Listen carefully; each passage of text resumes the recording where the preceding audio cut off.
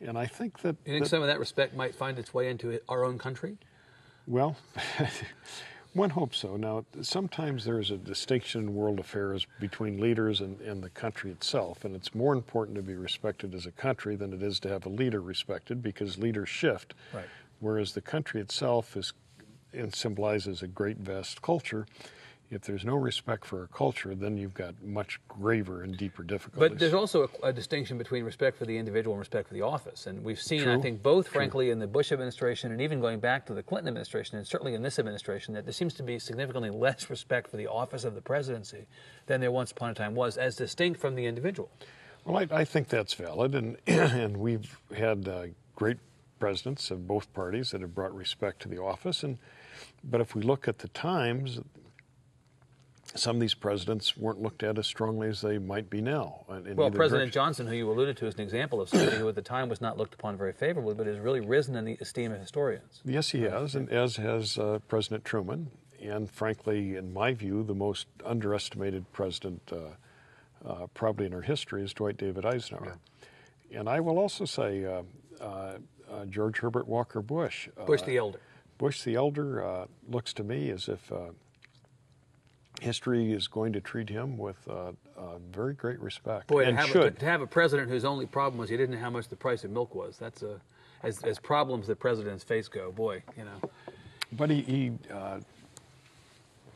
led a coalition in a war with great a war that ended. A war that ended with great distinction, and he led a life with enormous integrity and distinction. But you bring that up because he was your kind of Republican once upon a time, and at a certain point, he had to stop being that kind of Republican and be more partisan. I mean, the idea that George H.W. Bush was just an example, was a Planned Parenthood supporter in the old days. Oh, I remember that. And then suddenly, all these years later, you couldn't do that. And a leader in international family planning as well. Party politics demanded that he not be that guy. And in fact, you were a pro-choice, with restrictions, but you were a pro-choice Republican. Yeah. Could your brand, Jim Leach Republicanism, would it have any place in the Republican Party today?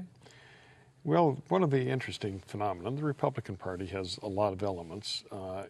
That kind of republicanism would have a very difficult time prevailing in a primary election. You would have had a Tea Party opponent this year. Oh, for sure. Yeah. Yeah, and would have been quite vulnerable. Yeah. But that doesn't mean that all Republicans have to be of a given ilk. Like all Democrats are, I mean, let's remember there are a lot of divisions in the Democratic Party as well. Absolutely. In fact, the more complicated a society, it's inconceivable that one can say all of what one thinks belong with the Republicans or all of what one thinks belong to the Democrats. And then as we think as a country, because you asked a very direct question, which implies, should a Republican ever serve in a Democratic administration? Should a Democrat ever serve in a Republican administration?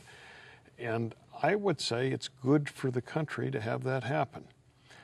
Now, someone else might say that's disloyal of that individual. Treasonous. Yeah, but I think parties matter, but being an American matters more.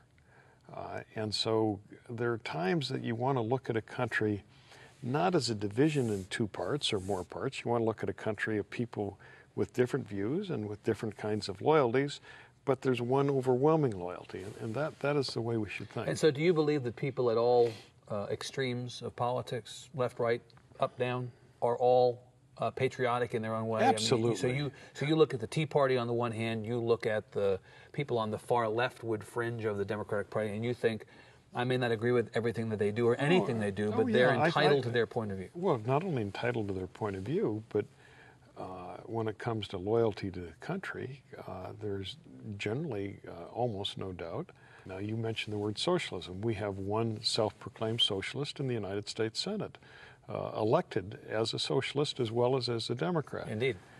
And that is... and you served with him in the House before. Served with him in the House. And I will tell you, he's a very distinguished, strongly convicted individual that as a Republican, I would have voted against his perspective many times, but there would also be some issues that I would share with him. Yeah. Well, I have to say, to hear somebody talk about politics in this way in this year is a remarkable thing, and good for you for that. Oh, well, thank you. And I like your civility button. I think you should well, thank you. pass them out at every street corner. I will. Chairman Jim Leach, thank you very sir. much. Yes, sir. Thank you. Thanks, Evan.